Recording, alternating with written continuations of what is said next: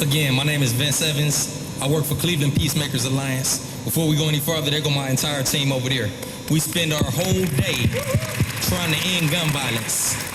For me, it's personal. It's very personal. I am, first and foremost, at 16, I was in college. At 17, I was tried, convicted, and sentenced to life in prison for the crime of murder. I spent 27 years, 4 months, 3 weeks, and 2 days in prison before coming home and determining that in order for me to have a full and meaningful life, I had to become the type of man I wish I had in my life when I was 15, 16, 17-year-old, before I made the bad decisions that led to this. One of the things I tell young people all the time is this: if you don't have a plan for yourself, best believe somebody else has a plan for you. So as a teenager, I listened to the music, I watched the movies, I listened to the negative peer pressure. I bought into the hype that I was a product of my environment. I saw the crime, I saw the violence, and that's all I knew. When in reality, that wasn't all that I knew. Just like you see people out there carrying guns, you see people out there carrying briefcases, you see people out there carrying books. But I bought into the hype and started believing my own delusions about what life was about and what it was like to be real. Being real is going to school. Being cool is getting an education. Being cool is respecting other people. And being strong is protecting the weak, not preying on the weak. Now, what you all are responsible for and being tasked with is something that we had as well in my generation. We were tasked with taking care of each other, but we didn't. When I look around, I work in schools now. I work in JFK, I work in East Tech, and I've worked in Collinwood and Glenville at some points. But what we try to do is encourage you all to look at guns differently. Number one, a gun is not a bulletproof vest. I made the mistake of believing all the hype. Like I said, any of y'all ever heard the term better to get caught with it than without it? Mm-hmm. We said that about guns and I believed it. So I found myself in a situation where my pride was hurt. At 17, I wasn't a gangster, I wasn't a killer. I was a scared little kid that had a gun, and instead of dealing with it the way a responsible young adult should have, walking away or thinking about the consequences of my actions before I took those actions, instead I chose to do what I believed was right. You know, if you got a gun and you pull it, you better use it, blah, blah, blah. I listened to all of that nonsense and I took somebody's life. As a result of this, I spent a lot of time in prison, and I thought about what I did, and I realized later the damage that it did. When I took someone's life, I also took my mother's son. I took that woman's son. I took my community. I took any good that he could have done to the world or for the world, and I took any good that I could have done for for nearly 3 decades. I took myself out of the loop. I removed myself from any type of responsible donation or contribution to society because of a bad choice. At the end of it, when I came home, I was blessed with one thing. I was able to meet the family of my victim. And I saw her in the streets. And because of the work that I did, and she had followed me on social media and saw what I was doing in the community, she forgave me. And when she did it, unfortunately, it was at a balloon release for my wife's niece, who had died from gun violence. But in the process of this balloon release, which we seeing far too many of, my whole community, my whole neighborhood got to see me, a perpetrator of violence, and her, a victim of violence, come to an agreement where she hugged me, forgave me, and together we cried. And she told me that the only reason I was out was because God had a plan for me. This is the message that you got to send to some of your friends who considering doing something wrong. As a friend, you got to encourage your friends not to throw away their future, not to give up their innocence, because there is something that you lose when you do this, when you commit violence against somebody. For those of you that don't know, normal people don't like having guns pointed in their face. Normal people don't point guns in people's face. You don't terrorize people. And I'm learning this now at 49 years old, that sometimes when people are confronted with violence, it can traumatize them for the rest of their lives. So all of you today are being tasked with this as I've been tasked with it. In conclusion, if you remember nothing else I said, remember this and pass it on to anybody that'll listen. I learned this from a friend of mine who actually was on death row. And he's no longer with us. He told me, he said, Vince, remember this. Ain't no right way to do anything this wrong. Y'all know right from wrong. Say it with me. Ain't no right way to do anything this wrong. And what you do is you learn conflict resolution. As a peacemaker, 3 things you can always do to avoid conflict and encourage others to do it. Look at somebody and say, you right, I'm wrong, I'm gone. And it may save your life. My name is Damian Calvert. We have a habit of looking at where we fail as opposed to where we slipped, right? What does that mean? We got a habit of looking at where we fail as opposed to where we slip. I kept asking myself that question when I was 18 years old, sitting in front of the judge and got sentenced to 15 years of life with a 3-year gun spec for having killed Timothy Massey. And the sad part about it was, a couple months prior to that, I had got shot, and I was trying to find the person who shot me. And somebody told me it was Tim, and it wasn't. I didn't know then, and I went and killed this man, and it was the wrong guy. And I was sitting there in front of this judge trying to figure out, like, how did I fall there? And over the arc of my journey, I kept asking the question, how did I end up here? And there was a slow realization, but it took me all the way back to the memories in the projects when I was a light-skinned brother getting beat up.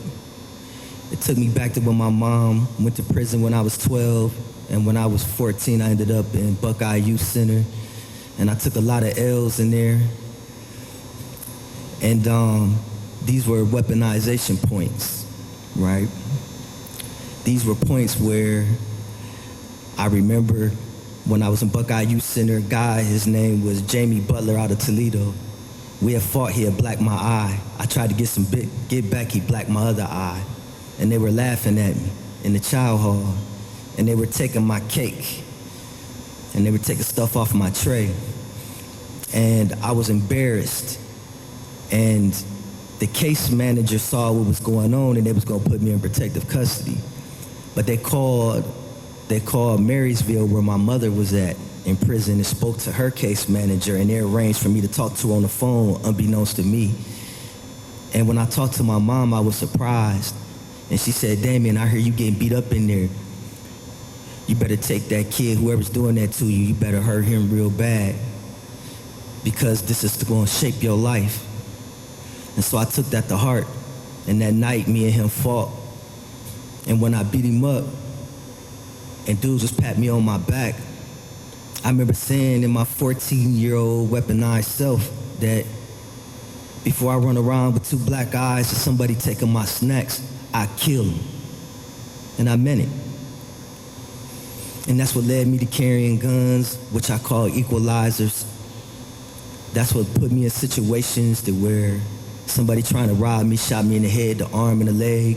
And that's what put me in a situation going off some bad information for me to retaliate and sit there in the penitentiary trying to figure out, am I redeemable to my God? Trying to figure out in 1992 how my first parole board date would be in 2006. So I was trying, my imagination couldn't stretch far enough to see from 1992 to a new millennium, let alone 6 years into that new millennium. And we ain't even gonna talk about a lot of the different situations in the joint. Why do I bring this up? Violence has shaped my life. It created who I once was. Violence shaped my mother, who was a part of domestic violence, who Butch used to beat her up a lot. So violence shaped me, it shaped my destiny and everything, right? And I used to be one of the ones that used to say, if somebody hurting you, you hurt them. But I had a code switch when I was incarcerated. Somewhere along the way, I woke up and I realized that we either busy living or we busy dying. You either in the business of life or you in the business of death. What does it mean to be in the business of life? Being in the business of life means involving yourself in those relationships, connections, activities, enterprises. That is proof of life, that upholds life, that gives life, that protect life. I had that code switch when I was incarcerated, and I started living accordingly. It was a slow process. It don't happen overnight. But it happened, and a change happened. That when I was released, I'm from Akron, Ohio, I came here to Cleveland, started working, ultimately started working in community relations, became an outreach manager, overseeing the implementation of the violence interruption model for the city of Cleveland, and getting to work with my brothers and sisters from the Cleveland Peacemakers Alliance, right? But trauma is real. I did that for 7 years, getting notifications day and night that I have to send the CPA into our other partners of shootings, kids getting shot, couple incidences where a kid got hold of a gun, the little girl accidentally shot her brother. Incidences of people throwing lead and the 3-year-old gets shot in the car. The trauma was real. I couldn't stay in that job. I got tired of it. I got tired of every day seeing y'all peers stretched out on the block or having to mediate and de-escalate the families who understandably are hyper-aroused. They're trying to reconcile what just happened. They're asking why. That take a toll on you. Violence is very real. I didn't even realize what it had did to my family because I just grew up in it so much. The interesting part was when I was buying my first house, I was working at Purnell Jones' son's funeral home on the weekends. Some of the scenes that we had been through during the week, we had that service at the funeral home that weekend. Now I'm sitting here watching the families grieve.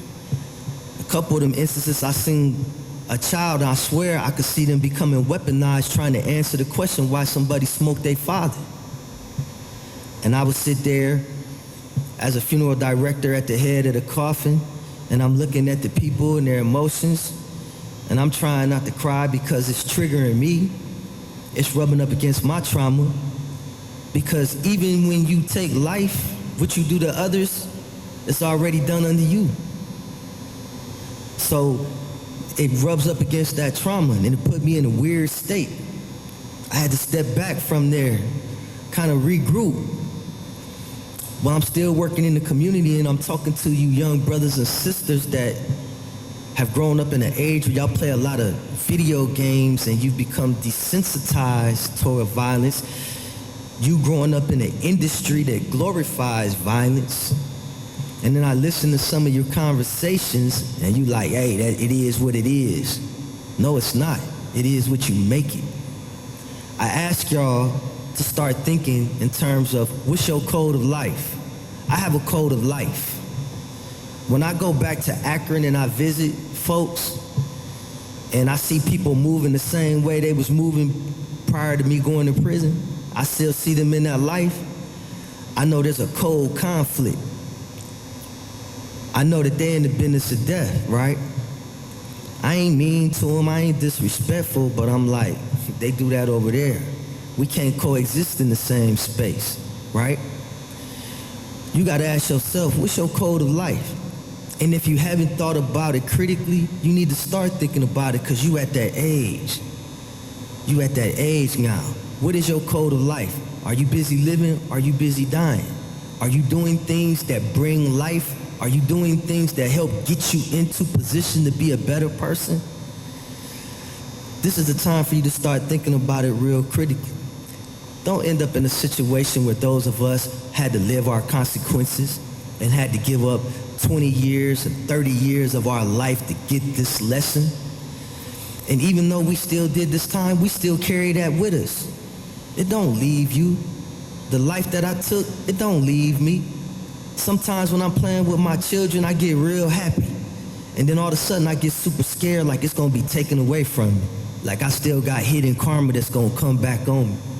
Sometimes when I'm really happy, I get real scared because it's like I'm still gotta pay for this or something. Sometimes when I'm in prayer, I have to really dig deep, like, am I redeemable? Am I forgiven? That's part of why I do the work that I do, right? I'm trying to help rebuild, repair, and heal what I once had a hand in destroying.